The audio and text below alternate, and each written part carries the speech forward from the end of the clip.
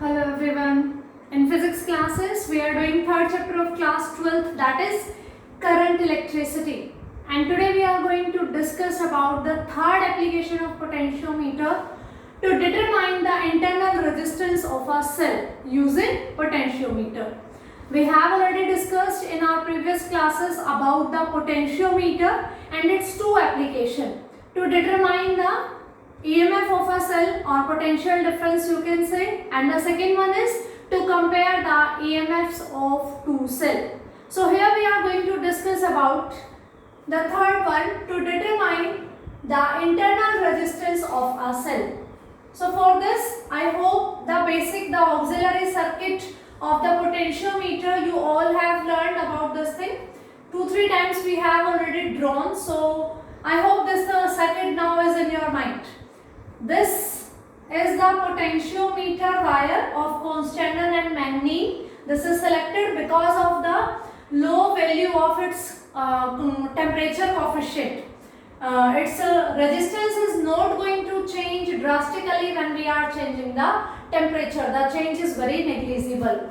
This is a source of EMF, ammeter to measuring the current, and this is the rheostat to maintain the constant current throughout the circuit, because we have to keep the potential gradient K V by L is equals to constant.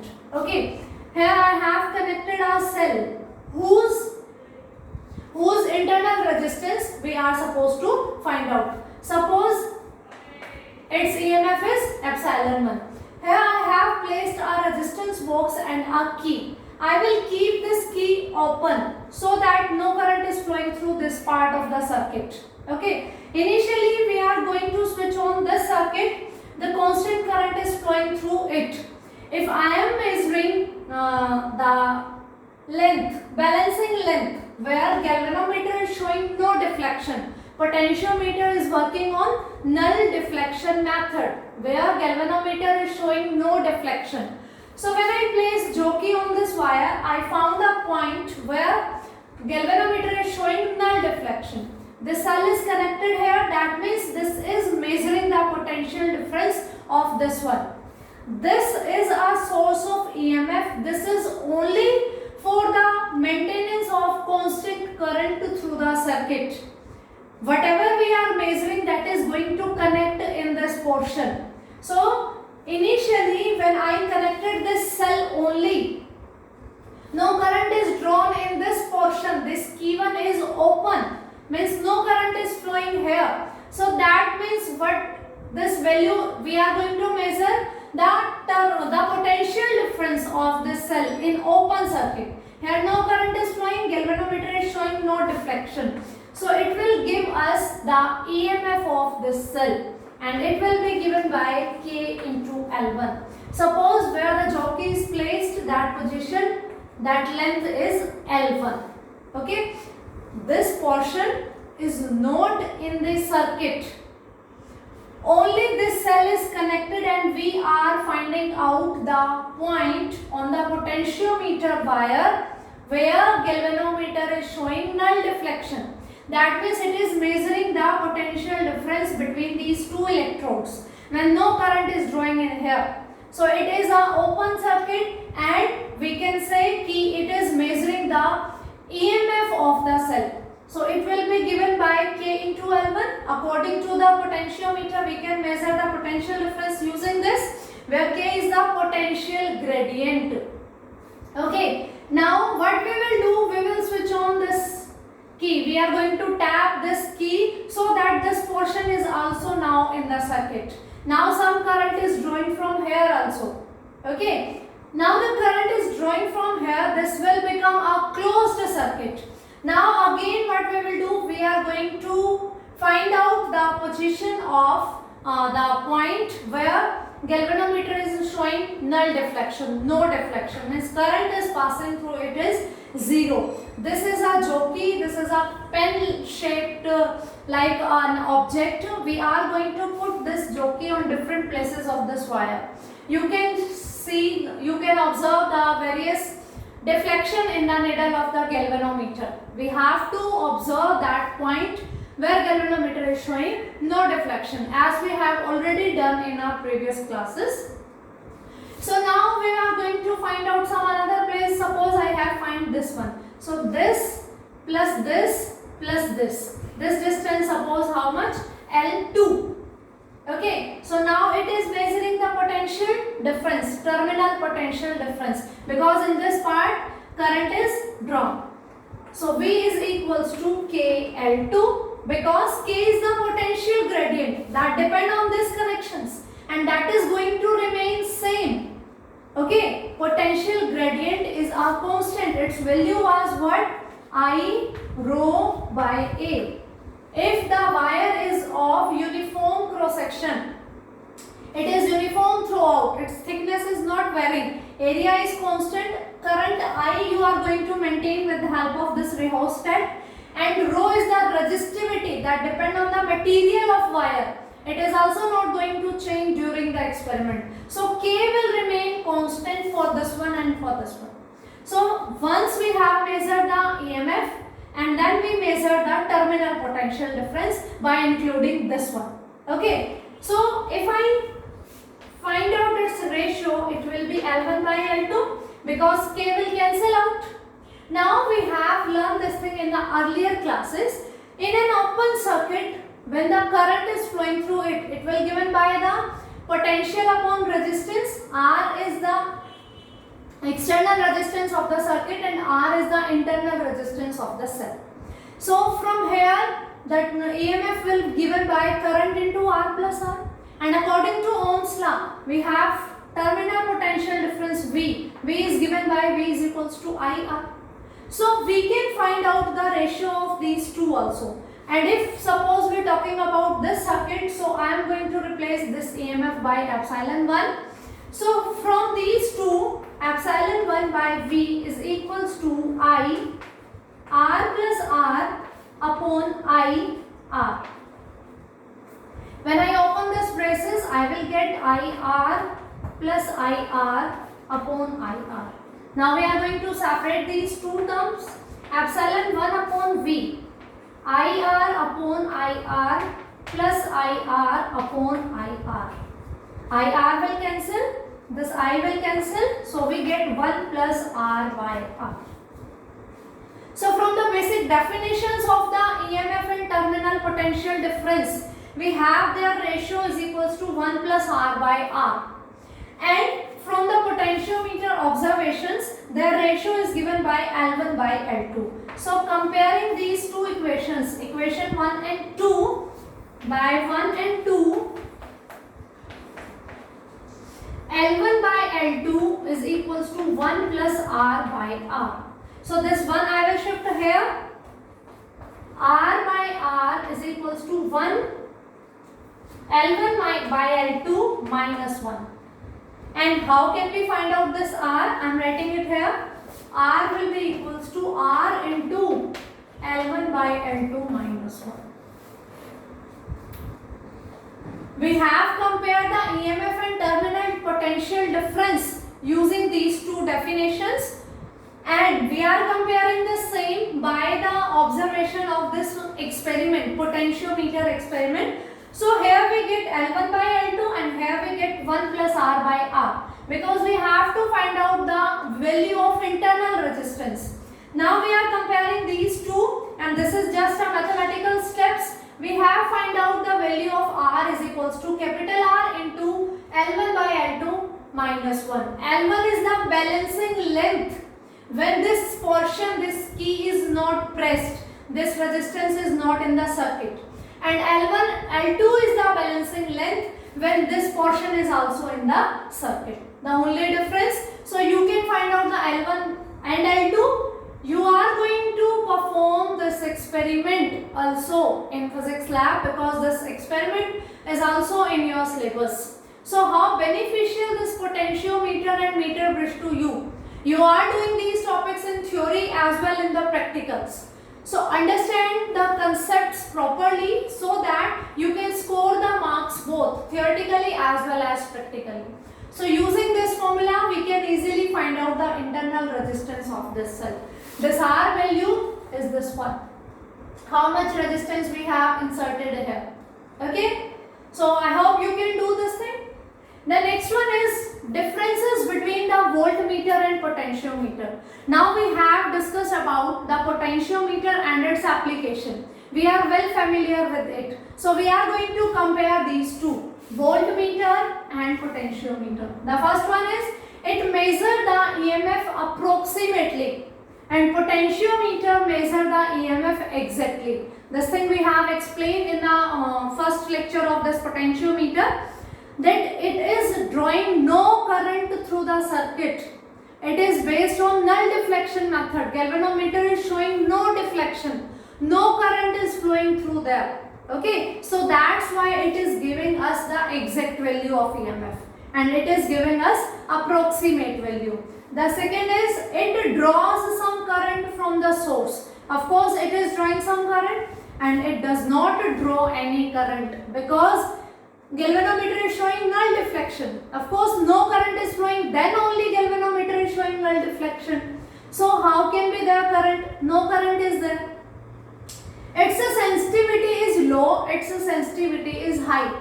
After this we are going to discuss about the sensitivity of potentiometer. Sensitivity means how active that apparatus is, how active that circuit is. Means it is going to measure even a very small change occurring in the experiment. So its sensitivity is low and its sensitivity is high. It is based on deflection method. You have seen voltmeter. The needle is going to increase or decrease. It is based on deflection method. But galvanometer, potentiometer is based on null deflection method. We are using here galvanometer. It is going to change its deflection. So it will finally reach a stage where no current is flowing. So that's why it is based on null deflection method.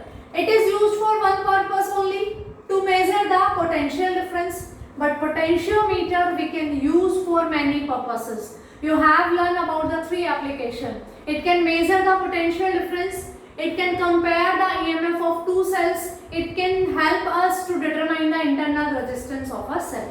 So it is a multi-purpose used circuit, and this thing, voltmeter, it is measuring only single thing, the potential difference. Its resistance is very high and its resistance is infinite.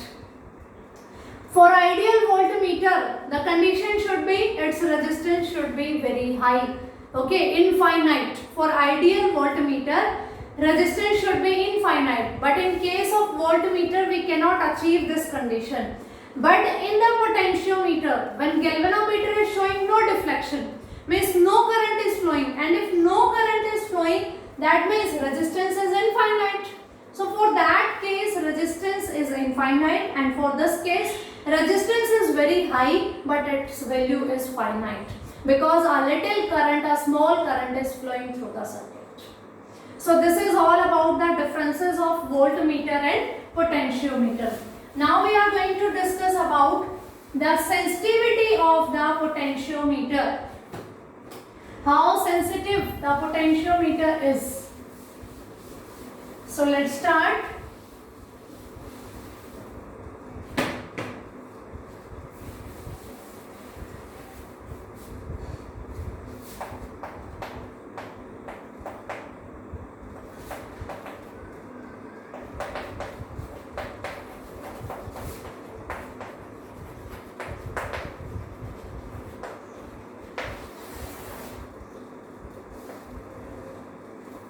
Sensitivity of potentiometer. Sensitive, how sensitive an object is, means if we are disturbing that a little, it is going to show a reaction. A disturbance is observed there, that thing is sensitive. We are saying your skin is sensitive, my child is very sensitive. If you talk about anything, means like negative points of that student, that child is going to be crying, or that is going to be very emotional. So very sensitive child. Skin is very sensitive. You are facing the sun's effect, you are facing the pollution, your skin is showing some negative effects. Pimples are there like this. So many things you have heard about these things. This is sensitive, this is sensitive. Sensitive means if a little disturbance is there, then that is going to react. That object is a sensitive. So potentiometer, what we are doing? We are measuring potential difference now, and we are measuring the potential difference with the help of balancing length. So if there is any change in the circuit, that is visible in its reading. What we are doing? We are putting the jockey at different places. Suppose now there is a change in the potential difference in the circuit, then that balancing length is also going to be changed. Okay, sensitive means it can measure very small change in potential difference also, and that will be observed in the terms of balancing length. You are observing a balancing length galvanometer showing null deflection, zero current is there. Okay, but after some time, if in the circuit some changes are there, okay, then that balancing point is going to be also changed. That means the potentiometer is very sensitive. If it is going to measure a small change, a very small change in the potential difference, then the potentiometer is sensitive. So if it is a circuit, of course you are going to design that circuit, whichever experiment you are going to do. So to make the potentiometer sensitive, which factor is there which is going to help us to make it more sensitive? That is the potential gradient.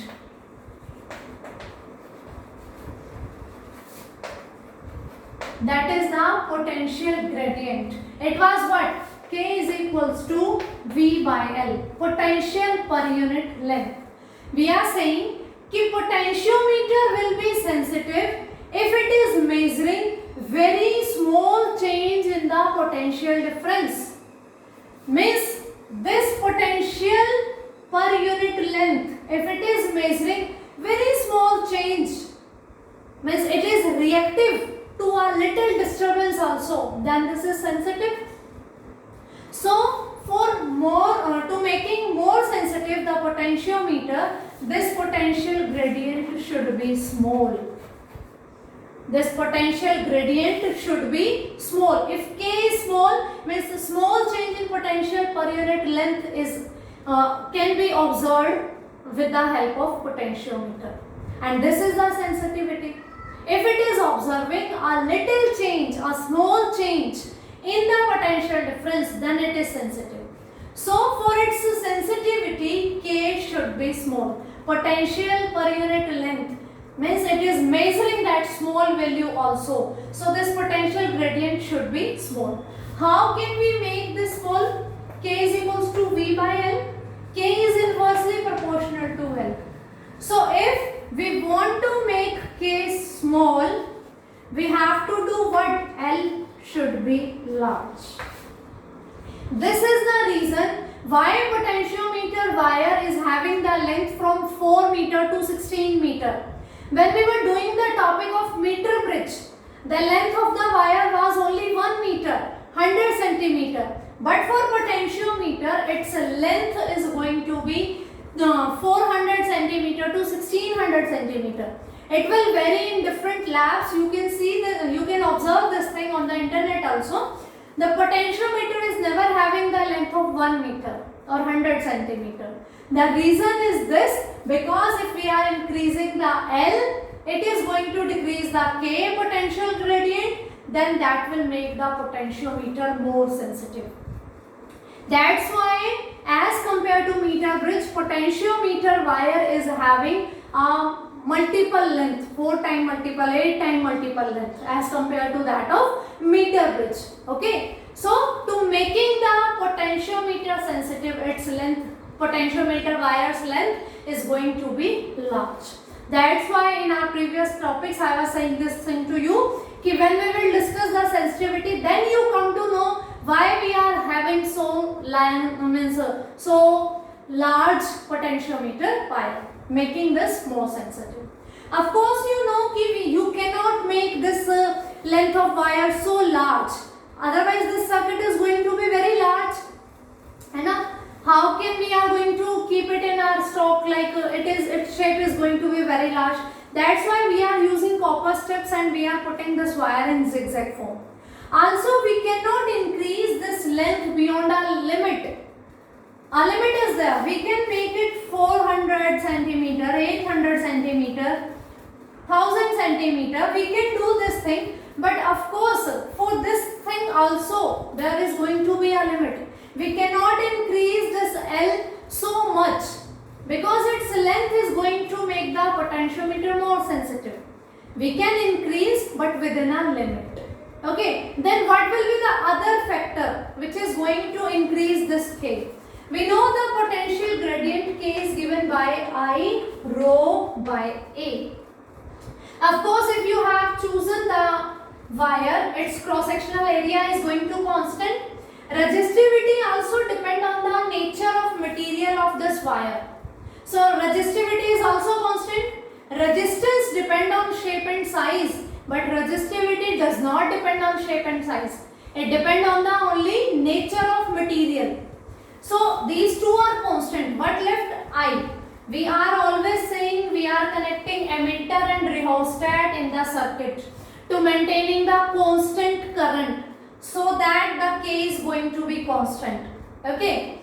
Now if we are keeping I small, then K is going to be small. So having the small value of potential gradient, we have to maintain the small value of current through the circuit, and that can be done with the help of rheostat we are connecting in the circuit.